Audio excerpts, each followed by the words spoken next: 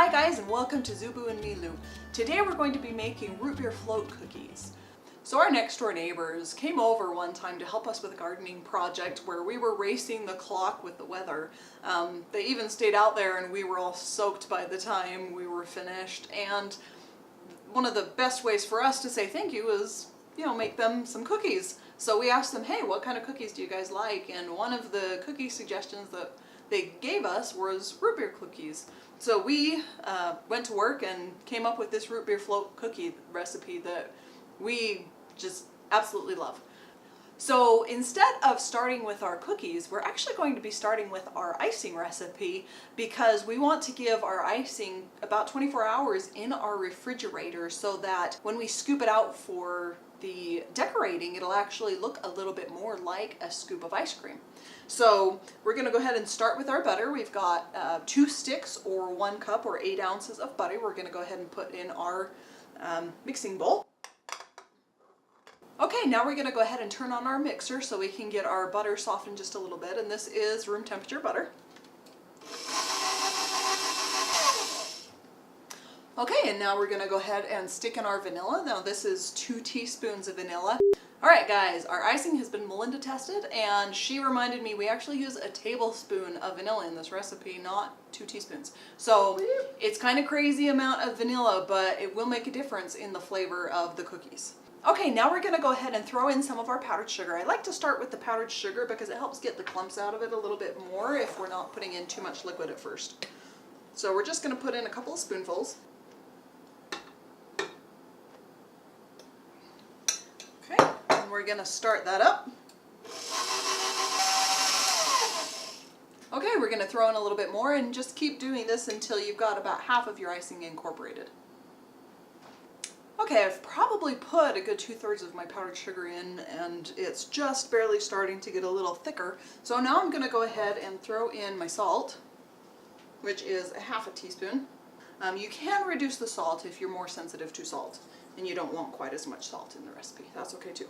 I'm also going to throw in just a little bit of my cream. We're going to use cream instead of milk in this because it does help add to that ice cream flavor. I'm going to go ahead and just start with a teaspoon. Mix that in. Okay, now I'm going to go ahead and incorporate the rest of my powdered sugar in a couple of batches.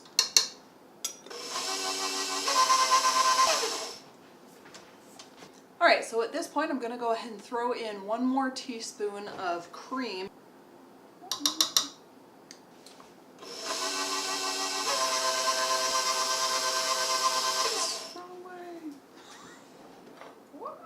And we are done with our vanilla ice cream icing.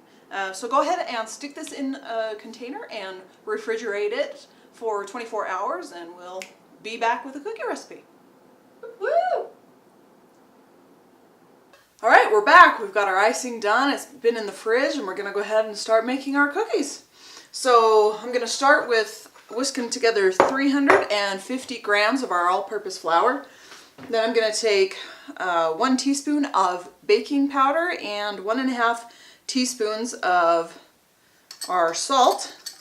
And I'll put other salt conversions in the description below for you if you want to use a different kind of salt. So go ahead and give that a little bit of a whisk just to distribute it into the flour. Set that aside. So we're going to go ahead and take 1 cup or 2 sticks or 8 ounces of our butter. I'm using unsalted today, but if you prefer to use salted, again, I'll put conversions for the salt in the description for you guys. So we're going to go ahead and beat this up and get it a little bit more creamy. There's a secret pot back on the stove. Yes, secret pot. That sounds wrong. Yeah, it does. There's a secret pan back on the stove. Uh-huh. Oh dear. Yeah. But you're going to get us in trouble. Alright, so once you've loosened up your butter a little bit, we're going to go ahead and throw in our sugar. Now this is going to be 210 grams of sugar, or about 1 cup.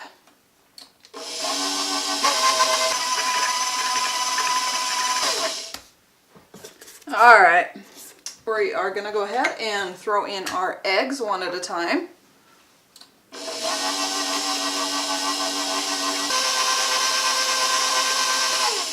All right, we're gonna go ahead and throw in, now this is root beer concentrate, right? It's right next to the flavorings in the baking aisle of your grocery store. At least if you live here. If you're in another country, you might have to send off for it, as I know root beer isn't as popular other places. So we're gonna go ahead and throw in, it's a full tablespoon, okay? You want a full tablespoon of this. We want it to taste like root beer, not the essence of root beer. All right, and then we're gonna throw in just a half teaspoon of vanilla extract because we have a whole tablespoon in our icing. All right, once that's incorporated, we're gonna go ahead and throw in our flour mixture. Do just a little bit at a time.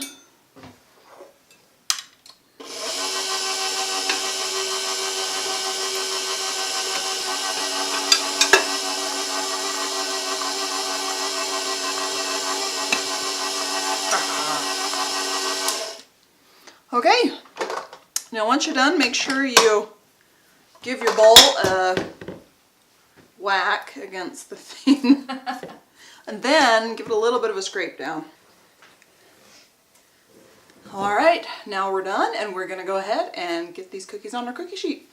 Grab our cookie sheet, grab our scale.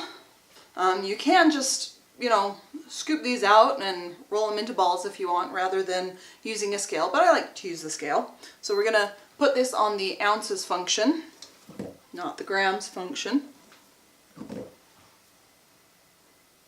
And measure out, weigh out 2 ounces.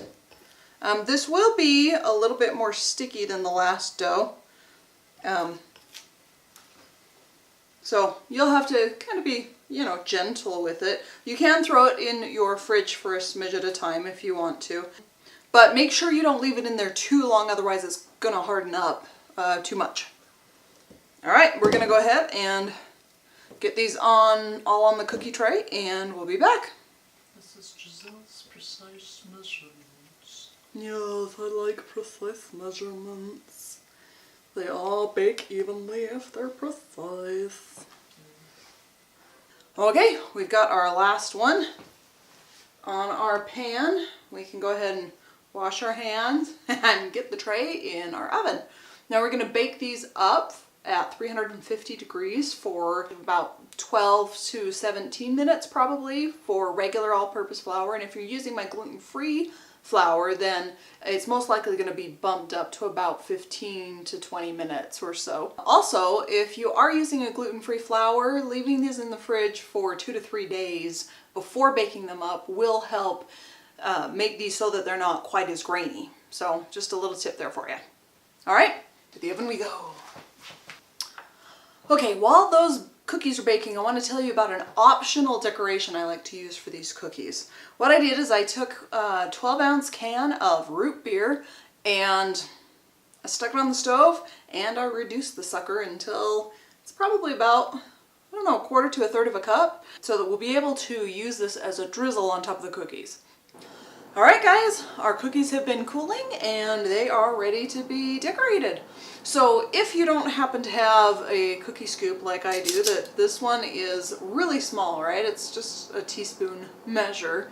I mean, feel free to ice this any way you want. So I'm gonna go ahead and show you guys how we're going to decorate these with our little mini cookie scoop.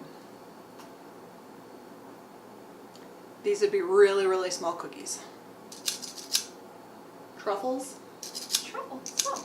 More like a truffle scoop. Okay, so Doll cookies.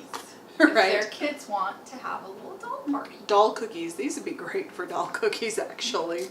Easier than measuring out 2 grams. Okay.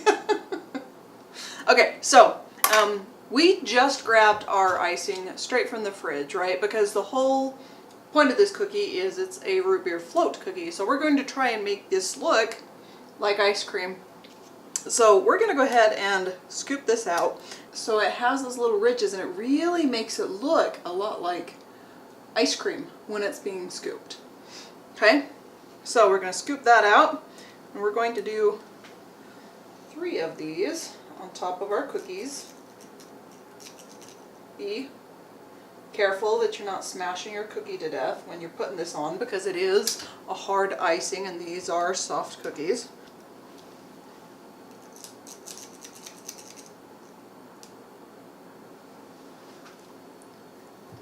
Okay. That last, so you can see just how much it looks like ice cream, right? So cute, so cute. Right, so that's about it. That'll be about a tablespoon of icing, which is perfectly good, right? And then we're going to take and come in with our optional, right? Our optional little decoration, which is our root beer drizzle that we did. So you can see as it's cooled down, right? Because I started this up just a little bit before I started the cookies.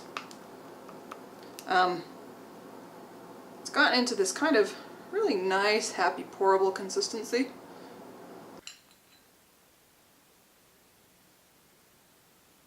But that's really, really thick. So, alright, we're going to go ahead and give our cookies. Right, nice. Root beer drizzle. So I do want to note really quick that you'd want to put the drizzle on at the very last moment because of the moisture in the icing as it sits. Say that you decided to decorate and put the drizzle on a day ahead, the root beer drizzle will actually start to separate and fall down the icing. So just make sure if you use that as an optional decoration, you put that on very last thing you do. Alright you guys, here's our root beer float cookie. I hope you enjoyed this video. I hope you enjoyed the way we showed you how to decorate these. So if you did enjoy this video, feel free to go ahead and hit that thumbs up and like that, or you can go ahead and hit our subscribe button that we'll put up there. And we'll also put a link in our description with our Instagram channel along with the recipe so that you guys have that for when you're making it yourself in your home. So like it, watch it, enjoy it, bake it, make it happen. What she said. Alright you guys, we'll see you next time.